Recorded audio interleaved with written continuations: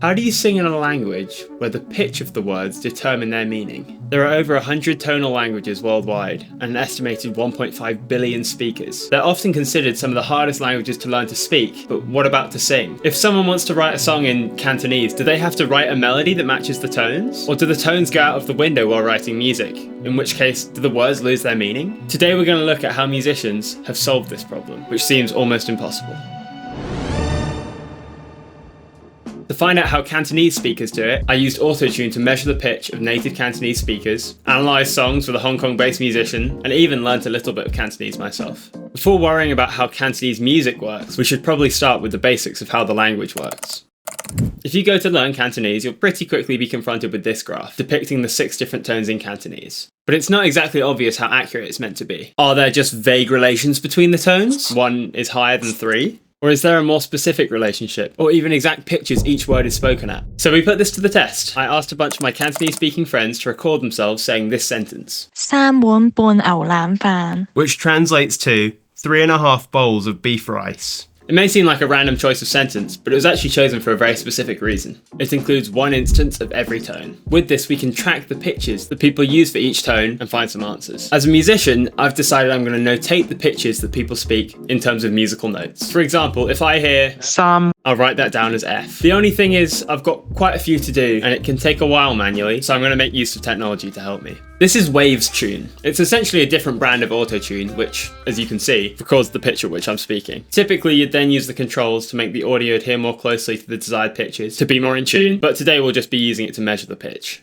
So I went through the recordings I had and wrote down every pitch in each sentence. In order to check the pitch of the tones relative to each other, so that we can compare it with the original chart, I shifted every sentence so that every tone 3 was at the same pitch, and then took the averages. So the chart is actually pretty accurate, though it should probably look more like this. So in musical terms, this is what the average sentence looks like. And most participants' sentences look pretty close to this, with most of the time no more variation than a note above or below. But the results make sense. And it also maybe explains why native tonal language speakers are 4 times more likely to have perfect pitch. Anyway, at this point, I should have enough data to be able to work out what happens in Cantonese music, right? I can just transcribe the melodies of songs and look up the words they use and check if the tones line up. Well, there's just one problem. Most Cantonese songs don't actually use spoken Chinese, they use written Chinese. And I don't really know the difference, so I've brought in an expert. This is Alvin. And he's hopefully going to shine some light on the problem. The way that we speak Cantonese is different from the way that we write it out. If you read a Chinese article out loud, it will be quite strange for us to hear in conversation. But how exactly does written Chinese differ to spoken Chinese? Some words are replaced. There's no certain rule to it. Let's say the word yes is different in written. It's just si. But then, just for example, if someone asks you like, oh, are you studying in university? You would say hai instead of si. So it's literally as simple as some words being replaced, no other grammar changes. But I was still curious. Has it always been the case that singers have used written Chinese? You definitely see more lyrics that include spoken Cantonese back in like older times. There is a song that I have in mind. It's a song made by someone called Sam Hui Gun Gi. And a song called like Bun Gan Bat Leung. And it's basically talking about quite relatable working class life. Maybe the reason that you would have spoken Chinese included in songs more is that maybe back then people didn't really know how to read that much. The only thing that matters is that they know how to sing it and that it's catchy, right? So obviously it would make sense for the songs to be in like a digestible spoken Chinese kind of manner. But that changed when the literacy rate quadrupled. And why did literacy rates increase so much? Well, it's likely to be a knock-on effect from Mandarin music in mainland China. In 1949, the People's Republic of China began to implement simplified Chinese characters to help make reading and writing easier.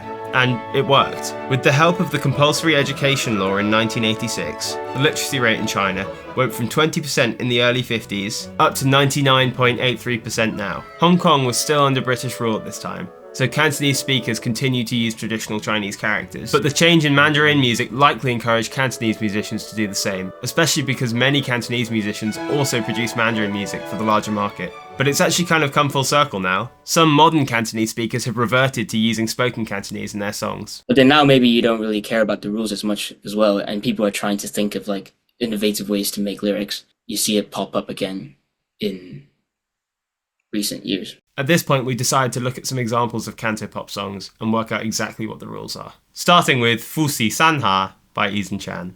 誰都只得那雙手靠擁抱，亦難任你擁有，要擁有必。 If we write out what the melody should be, if the tones are followed exactly like the data we recorded before, then it should look like this. Which, if we compare it to the actual melody, you'll quickly get a sense of how accurate or inaccurate it is. The overall melodic contour does match the melody pretty closely, with a few exceptions. So you can see how you'd be able to understand the meaning even if it's not exactly the same. No sentence is so different that the meaning could be misinterpreted, and any words that are mispronounced can easily be understood within the context of the full sentence. It's worth noting with the tones 2 and 5, normally you expect the melody to slide up to the note, and this seems to kind of get left behind. But that's also in part a choice by the singer. If we listen to Bat Hoile Ju Ding Yak Yan by Dear Jane, you can hear he does sort of slide into the tones 2 and 5.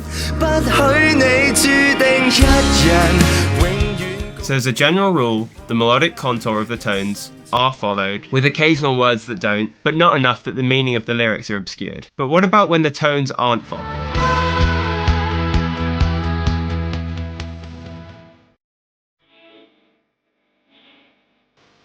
If you think you might have heard that before, there's a good chance you have. It's a cover of Dreams by the Cranberries, and as a result, the melody is not written for the tone. Fei Wong has taken the melody and written her own lyrics over the top, which aren't identical to the original ones, but also aren't constructed in a way that makes perfect sense with the melody. The song is full of weird moments where the tone she should be using doesn't match the original melody. For example,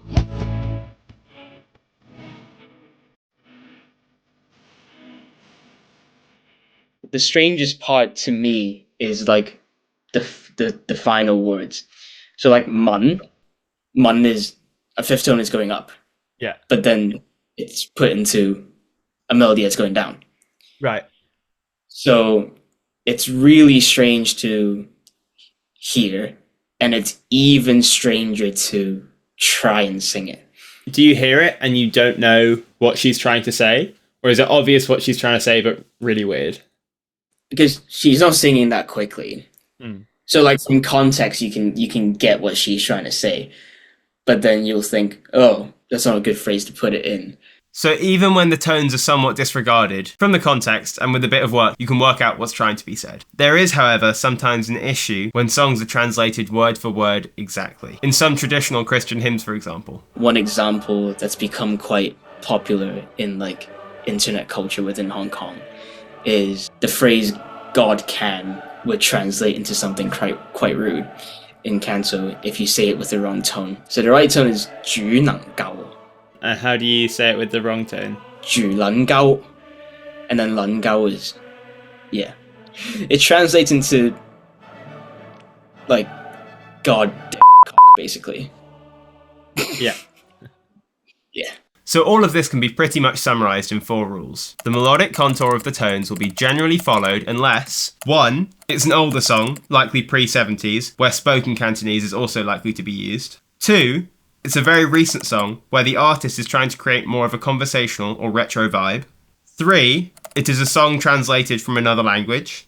4. If the artist is just lazy. Hopefully you found this as interesting as I have, and if you speak a tonal language that works differently to Cantonese, let me know in the comments below. Sorry to all the Cantonese speakers for my pronunciation, and thank you to Alvin for helping me film this video. Please subscribe. Bye!